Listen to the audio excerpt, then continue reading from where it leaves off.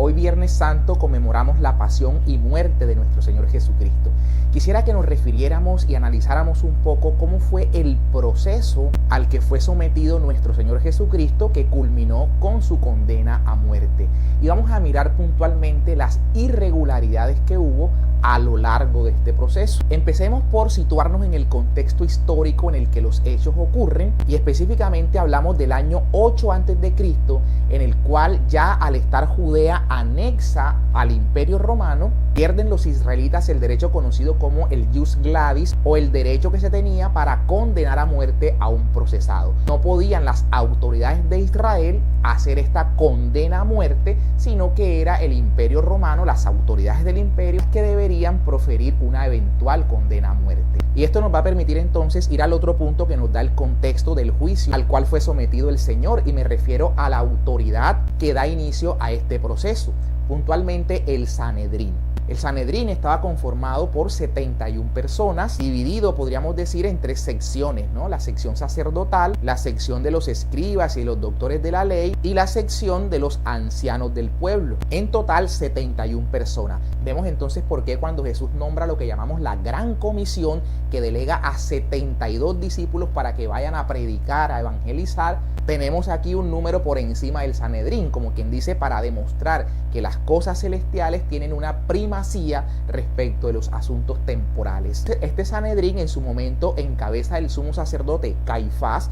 Las escrituras nos van a hablar de Caifás y de Anás, porque Anás era un ex sumo sacerdote que podría ser parte también del Sanedrín. No solamente quienes lo presidían, sino también los expresidentes del Sanedrín hacían parte de este cuerpo colegiado. Por tanto, Caifás era el sumo sacerdote, pero Anás, al haber sido sumo sacerdote, tenía el derecho a integrar también el Sanedrín. Pues bien, las escrituras nos van a decir que se procede a dar captura al Señor, y esto se hace aliándose el Sanedrín con Judas Iscariotes, el traidor. Judas, sabiendo que era hábito de Jesús retirarse a orar en el huerto de Getsemaní, indica al Sanedrín el lugar para que se mande allí la guardia, que es la que va a proceder con la aprehensión del Señor. Importante en esto de la guardia entender que el cuerpo policial del pueblo de Israel estaba dividido en dos tipos de agentes, ¿no? Los agentes externos, que eran la guardia romana, y los agentes propios del pueblo de Israel, que era la guardia propia del pueblo. Generalmente la guardia romana estaba conformada por un número aproximado de 600 o 700 soldados que hacían parte de la legión que era enviada para custodiar, sobre todo en estas épocas de fiesta en la que se encontraba el pueblo judío cuando tiene lugar la aprehensión de Jesucristo. Entonces es muy probable que el cuerpo policial formado por estos dos frentes de la guardia hayan sido quienes hayan apresado a Jesús y lo hayan llevado entonces al interrogatorio con el Sanedrín. Bien, Jesús entonces es aprehendido de noche, llevado ante el Sanedrín precisamente en la noche, y aquí encontramos la primera irregularidad en el procedimiento. Cuando vamos a las normas que regulan el procedimiento penal de los judíos, y me refiero puntualmente a las normas que se encuentran en la Misná, recordemos, y nosotros seguramente hemos escuchado lo que es la Taná judía, es decir, el Antiguo Testamento, como lo llamamos nosotros, que está conformado por los libros de lo que nosotros llamamos el Pentateuco, los 5 primeros libros, ellos le llaman la Torá, los Ketuvim y los Nevim, es decir, los escritos y los profetas. Esos 3 grupos de libros, por sus iniciales, Torá, Ketuvim y Nevim, conforman el Tanaj judío. Pero los judíos no se basaban solo en su ley escrita, sino que tenían una ley oral. Aunque esa ley oral la ponen por escrito cerca del siglo II o siglo III después de Cristo, y es lo que se conoce como la Misná. Los comentarios que los rabinos judíos han venido haciendo a la Tanaj, a la ley escrita, y a la Misná, la ley oral, es lo que se conoce como el Talmud. Nos vamos a basar puntualmente en los textos que encontramos en la Misná, que describen el procedimiento que se ha de seguir en las causas criminales en el pueblo de Israel, conforme estaba prescrito al momento en el que el Señor es sometido a su juicio. Pues bien, en el libro 4, numeral 1 de la Misná, se va a decir que el juicio no podría transcurrir de noche. Y sabemos que lo que hace acá Caifás es convocar al Sanedrín justamente en la noche y transcurre el juicio del Señor con esa irregularidad. La misma de hecho señalaba que al iniciarse el juicio de día, llegada la noche debería ser suspendido, tal vez por aquello de que el descanso nocturno podría facilitar la reflexión para el día siguiente abordar o continuar con el juicio con una actitud tal vez más sosegada. Inicia este juicio con una pregunta que le hace Caifás a Jesús acerca de la doctrina de Jesús, como para saber qué es lo que enseña y también para saber sobre sus discípulos. Seguramente intrigado por el número de discípulos, cómo los había ido adquiriendo, a través de qué tipo de enseñanzas, etc.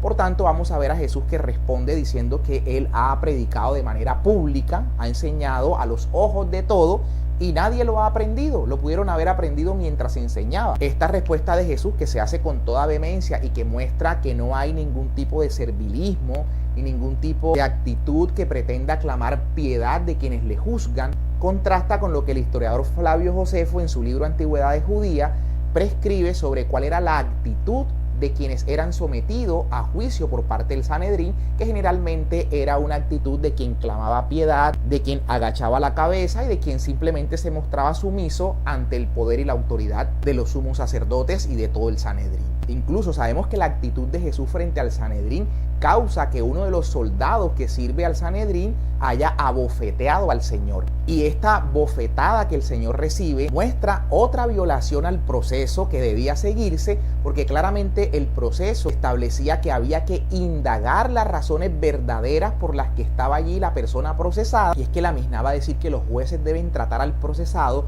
con actitudes que transmitan benevolencia. ¿Qué actitud benevolente puede ser esta bofetada de uno de los soldados al procesado?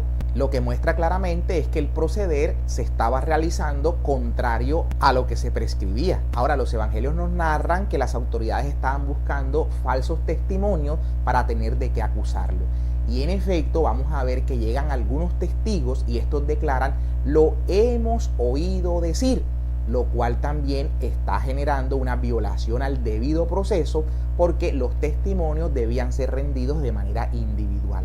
Recordemos aquel pasaje que se encuentra en el Antiguo Testamento cuando se hace el juicio que se le hace a Susana, cuando dos ancianos llegan a dar su testimonio y se le interroga primero al uno y luego se le interroga al otro y encuentran contradicción entre lo que estos estaban diciendo. Era la razón por la cual los testigos eran y son escuchados de manera individual para poder contrastar sus dichos. En este caso vemos cómo los testigos grupalmente dicen: lo hemos oído decir, lo cual evidencia esta violación de la que estamos hablando.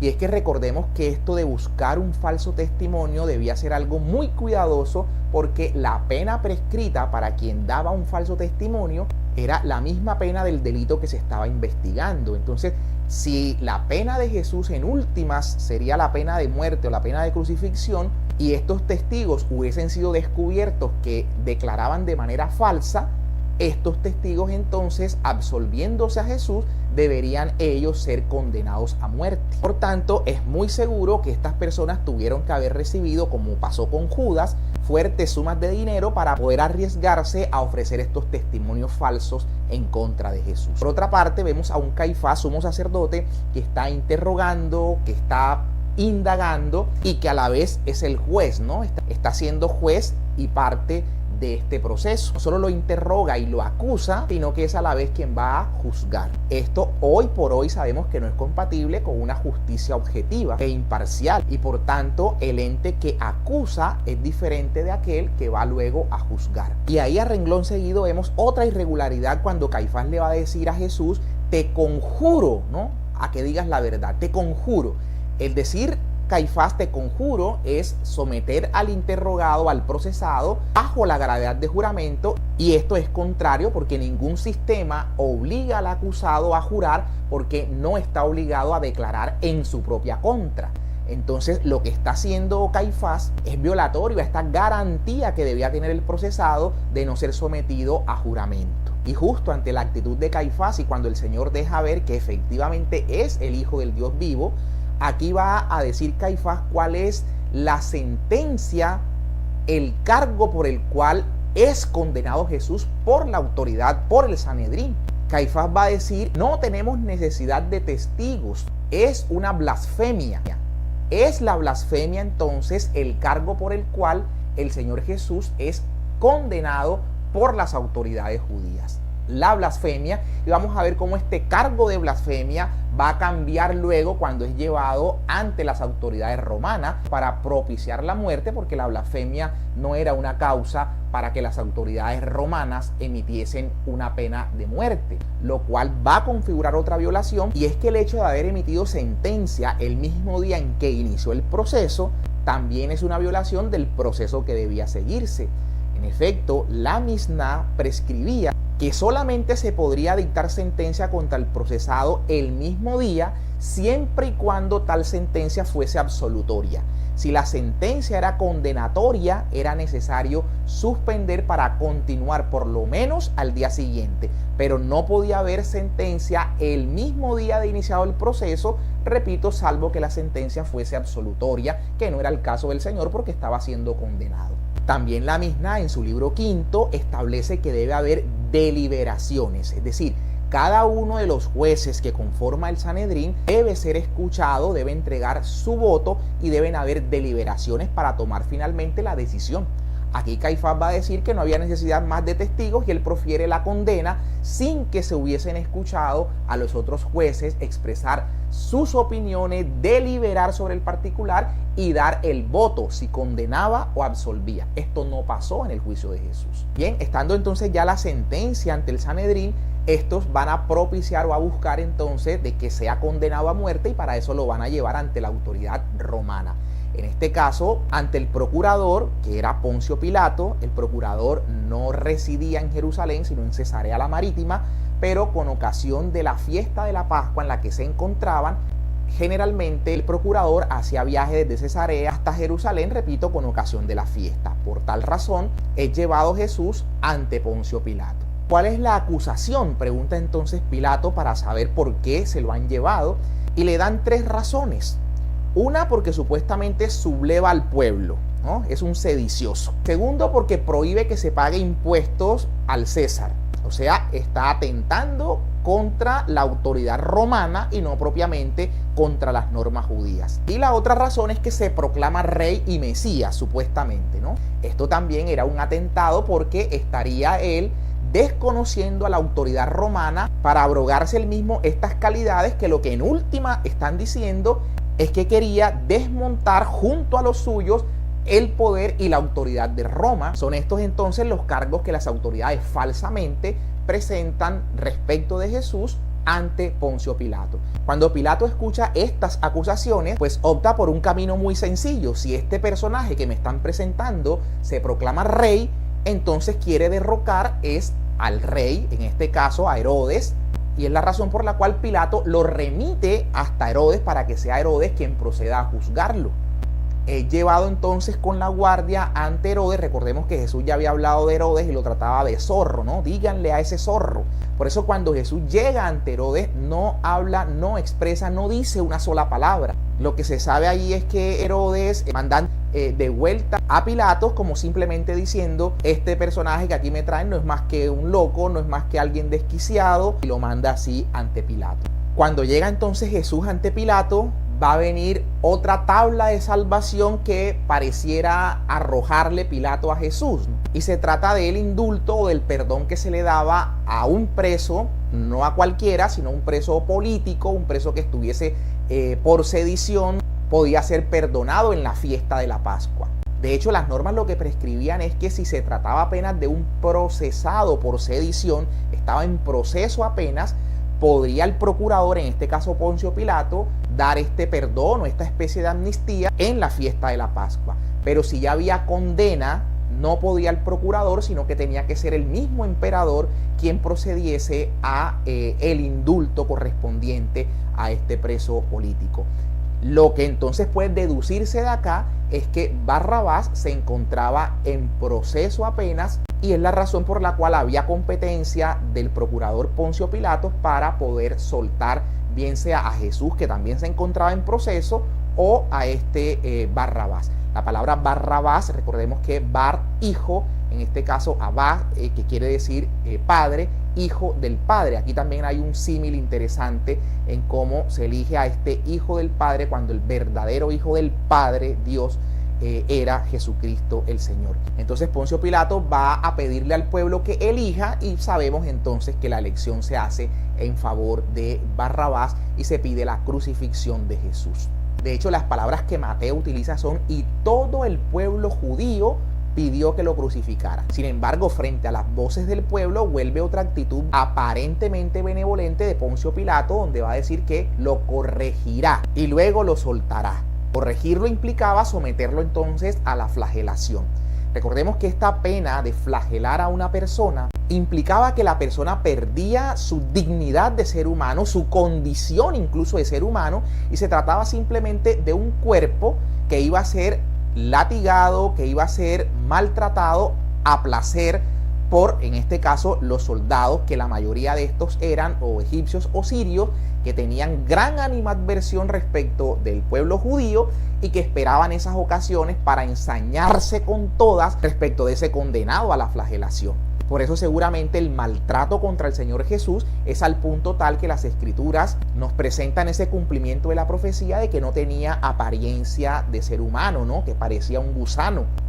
Con toda seguridad, por la violencia con la que fue sometido a esta pena de flagelación.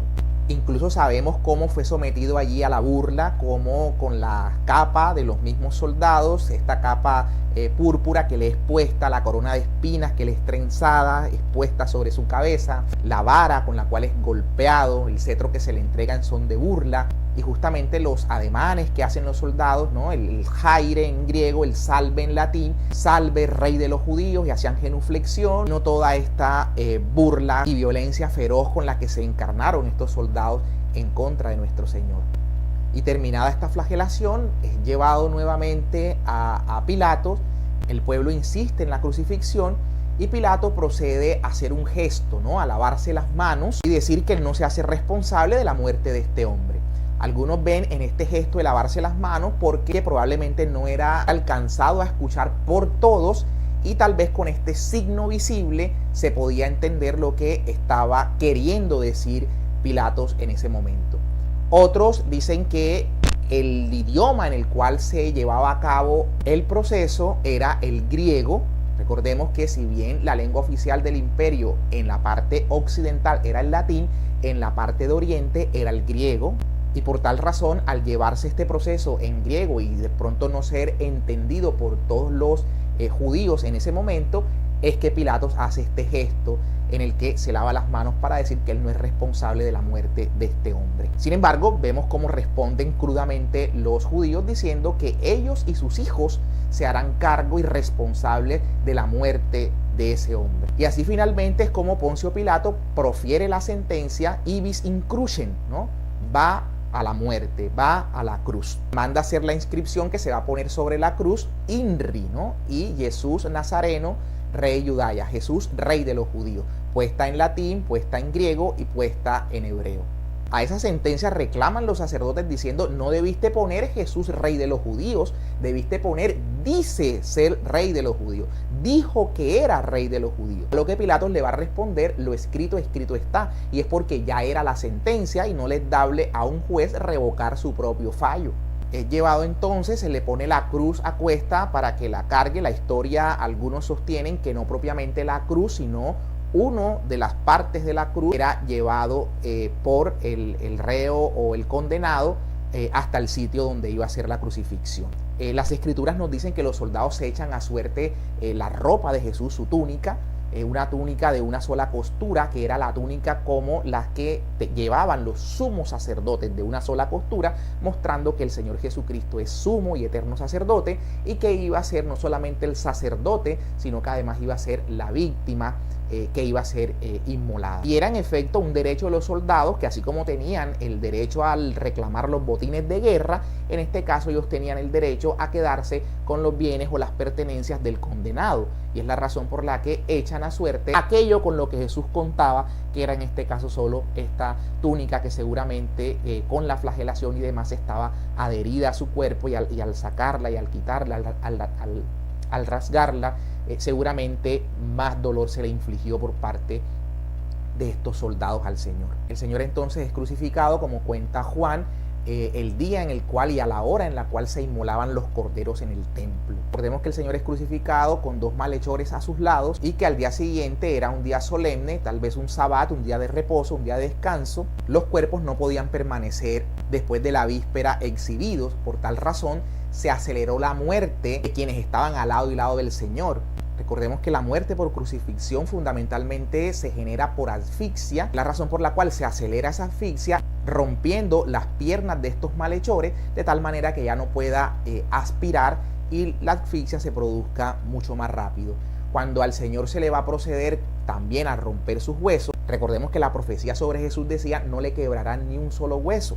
Cuando se va a proceder a romper las piernas del Señor, se evidencia que ya estaba muerto y lo que hace el soldado es tomar la lanza y traspasarle el costado, de ahí que se diga que brotó agua y sangre. La iglesia ha visto en este gesto del agua y la sangre el sacramento de la Eucaristía y el sacramento del bautismo. De hecho, la iglesia nace del costado abierto del Señor, aunque científicamente se explica que en el costado por donde la lanza le atravesó al Señor se encuentra la glándula pleural, la cual justamente emana de ella un líquido similar al agua, y esa es la razón que algunos dicen que sale o brota de allí este líquido parecido al agua, pero el texto dice claramente brotó agua y sangre del costado, por eso allí vemos siempre el sacramento del bautismo y el sacramento de la Eucaristía.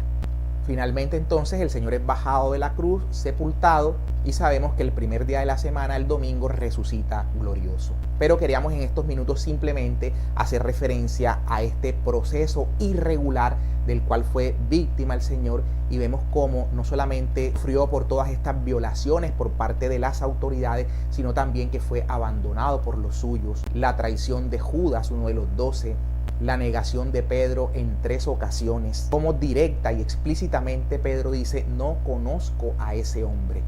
Con todo esto, ya para cerrar, lo que quisiéramos es que cuando veamos estos aspectos estrictamente históricos, que tal vez nos sitúan en una posición diciendo, esos romanos que sacrificaron al Señor, esos judíos que instaron la muerte del Señor, nos hace que nos situemos nosotros en el lado de los buenos, ¿no? Si yo estuviese allá, yo no hubiese crucificado al Señor, yo no hubiese sido como Pedro que lo negó, yo no hubiese sido como Judas que lo traicionó. Sin embargo, vale la pena que pensemos verdaderamente si estando nosotros en ese lugar y en ese contexto en el que estaban, hubiésemos sido o no uno de los que también dijera crucifícalo. Y es muy probable que sí, aunque hoy viendo las cosas y como pensamos y como ha sido el contexto en el que hemos nacido y hemos sido criados, seguramente ese contexto nos lleva a decir yo no hubiese dicho crucifícalo. Pero si el contexto histórico en el que estuviésemos nosotros fuese el mismo en el que estuvieron nuestros hermanos judíos, es probable que también hubiésemos sido parte de los que dijeron crucifícalo. Pero de todas formas, aún hoy, con nuestras acciones, con nuestras omisiones, con nuestros pensamientos, con nuestros egoísmos, con nuestras actitudes en general, ¿cuántas veces no estamos siendo nosotros los que ponemos los clavos en las manos y pies del Señor, los que le traspasamos con la lanza, los que le latigamos al Señor? Que este Viernes Santo entonces, y participando de la celebración de la Pasión del Señor, nos regala el mismo Señor la gracia de valorar sinceramente el sacrificio redentor de Cristo. Dice las Escrituras que tal vez pueda haber alguien que dé la vida por un justo, pero que se haga lo que hizo Cristo de haber dado la vida por nosotros siendo injusto, y no obstante eso continuamos viviendo en injusticia, nos debe poner a pensar para vivir decididamente nuestra vida y tratar en algo de corresponder al sacrificio que Cristo hizo por nosotros en la cruz. Dios nos bendiga a todos.